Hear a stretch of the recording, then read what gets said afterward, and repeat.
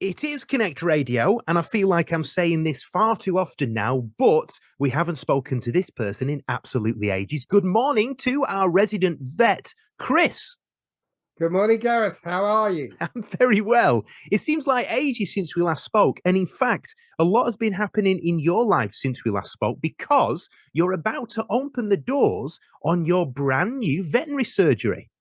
Yeah, that's correct, Gareth. We open Monday, this Monday coming. It should have been the Monday just gone, but things have held up the builders. But the site is covered in workmen getting it all ready, and we should be good enough to go on Monday morning, albeit we will live with builders for a couple of weeks while things are finished off.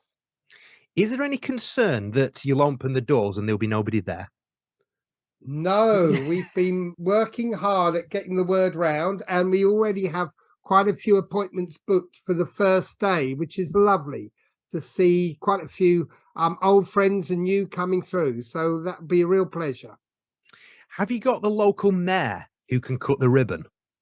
No, we are going to cut the ribbon on the 19th of February, which is a Sunday. And it's one of my old clients who's blind and has a guide dog. So she's going to come to cut the ribbon. That's and great. We suggested we might put a sausage on the ribbon, especially for the Labrador to have a treat as well.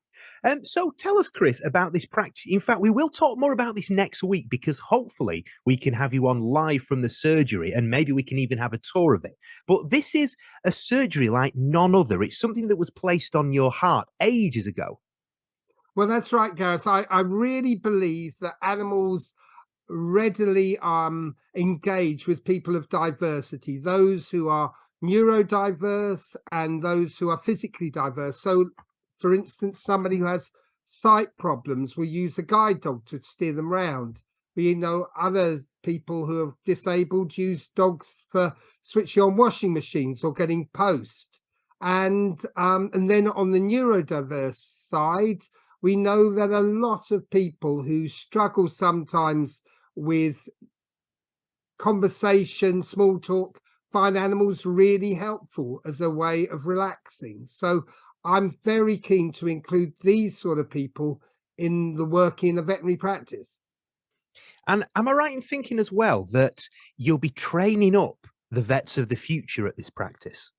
Well, yeah, I mean, we're big enough we've got 5 vets, including myself, and the aim is to take on children or people who are at school who want to be vets or vet nurses, and they can come and get work experience. And if they do well enough at school, can then go on to college, and then they'll come back and work with us during their holidays. And hopefully one day they will come and work for us as a fully qualified vet nurse or vet.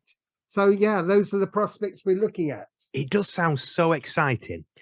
Imagine if you've got a heart for animals and you want to be a vet, and then there's an opportunity to actually at the weekend help out and get professional training. So Chris won't tell you this, but he's been a vet for how long is it, Chris? About 125 years now we are. Yeah, I remember treating Noah's animals, But no, 40 odd years. I qualified in 1980, 43 years. so Chris has been there and he's done that and he's treated so many different animals. We will talk about this more next week when hopefully, as I say, we'll be live from your surgery. Well, I say you'll be live from the surgery. I'll be here in Manchester. I know you clearly got the short straw there. But we want to talk about a few of the questions that have been sent through. So what we're going to do, we'll take an ever so slight break and then we'll come back with this heap load of questions. We may not be able to do them all now, but we'll get through as many as we possibly can. We're joined by our resident vet, Chris, who was just telling us he's been a fully qualified vet for, was it 43 years, Chris, you said? 43 years, Gareth. I can't believe it.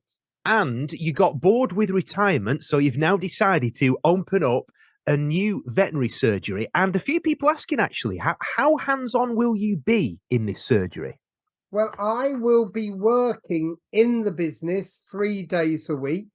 So I'll do 4 morning surgeries, 2 afternoon surgeries, And then 2 afternoons, I'll be working on the business, which means I'll be getting alongside other staff members, checking they're doing all right, planning future developments, going out and meeting other people, and just making the practice work better. So it sounds like it's going to be your perfect job, this, because it's got the hands-on bit and you've got the bit of meeting people and all that. So we can't wait to actually find out more about it as the weeks and months progress. But thank you for your questions that you've been sending over, some great ones. And the first one is from Kim. And this is really interesting because I've wondered this. It's a bit like in human medicine. How do you stay current with advancements in treatment and technology? Because you qualified, as you said, 43 years ago. Technology and medicines will have changed a lot since then. Well, there's 2 things to say. Firstly, that as you develop in the veterinary career, you pick stuff up along the way, but you also then learn to play to your strengths. And because for this new practice, there'll be 4 other vets who'll be working alongside me, we can use them to specialize in different areas. So, and if you have a difficult case you're not certain about, you can go and talk to them about it. So you do it really by, I go along to lectures, we have webinars from a company that provides them, keeping us up to date with different topics. Also just chatting to my fellow colleagues, you pick stuff up, and going to conferences. And there's always somebody you can phone up and talk to at one of the referral centres who can be helpful as well. So it's a question really of being interested. If you're interested in something, Gareth, you'll keep learning. And the next question here is from Eric. And again, it's interesting, this link, and it's very similar with human medicine, I imagine. But how do you break that bad news to an animal owner? So do you get any training on that? Because I think doctors do, but do vets get that? How do you tell Sandra in Ellesmere Port that sadly her poodle needs to be put to sleep? It is difficult. I wasn't given any training. It's something you pick up on the job, really. I'm watching what other clinicians do, so when you're seeing practice, you'll see the vet, as a student, you'll see the vet breaking the bad news, and different people do it in different ways. It's being able to do it in a compassionate way, but also not getting too emotionally involved, because you also need to be able to see what's best for the animal and the owner. And sometimes you'll say to the owner, I'm ever so sorry, there's nothing more we can do, but do you want to just have a couple, 3 days with your pet before you bring them in?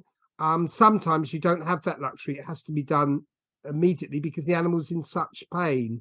And it's giving people time to accommodate this idea. And some people, it is really difficult. Some people find it very hard to accept that there's nothing more that can be done.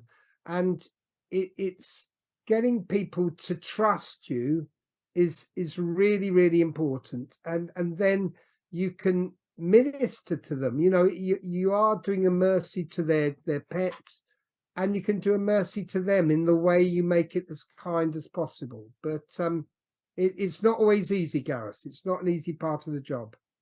There are some great questions coming through, and like I said, we will space them out over the next few weeks, but this last one here we'll finish on, and it's from Sandra. And Sandra says, can you ask Chris, what made him want to become a vet and not a human doctor? That's a great question. That is a really good question. And I was looking at my old pictures. I had to do an article for the Vet Christian Fellowship. And so I looking through old photos of when I was a student, and it brought to mind that actually I love working with people and I love working with animals. And I did wonder when I was going off to university whether I should either be a vet or a doctor. And I prayed about it, and I felt God have put on my heart a real joy and compassion for animals. And that's what I should be doing rather than healing people. And it may seem rather a strange idea, but actually animals really do get people and a real help to people, and looking after their pets, as we saw particularly during the pandemic, and looking after them in a way when the animal needs, maybe to be put to sleep, is a real ministry that can help people through their lives. So I think it's a really valuable job to be doing. And I think that's what I would say, that I felt called to do this job, and I still love it today. So I think I did make the right choice. And I know I said that's the last question, but I'm being pestered, Chris, by my children because we're about to move house. And the thing is that I always said that when we have a bigger house and we have a garden, we can maybe have a dog. Now, the debate is that my son wants a sausage dog and my daughter wants a poodle.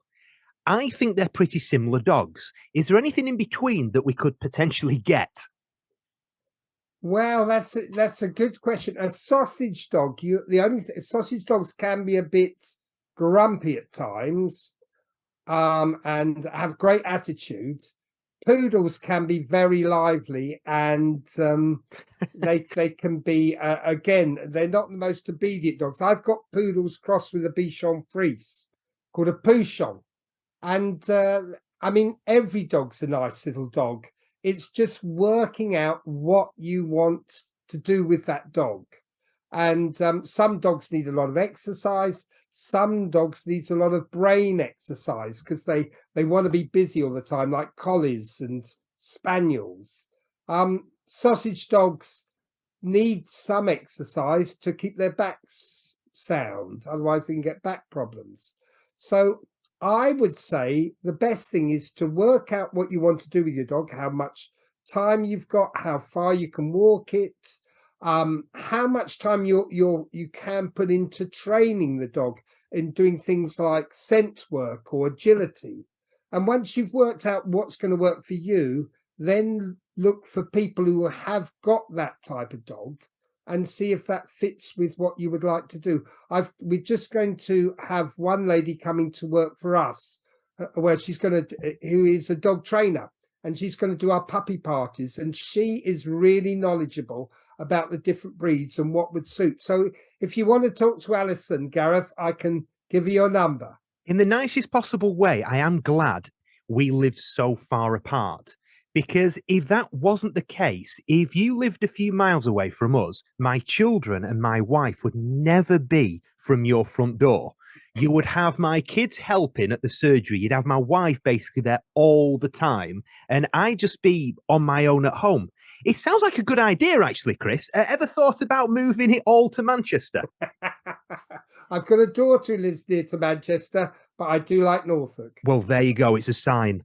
And just to confirm, poodles are never naturally pink because that's what my daughter thinks. You have to dye it. You do. Is that not cruel?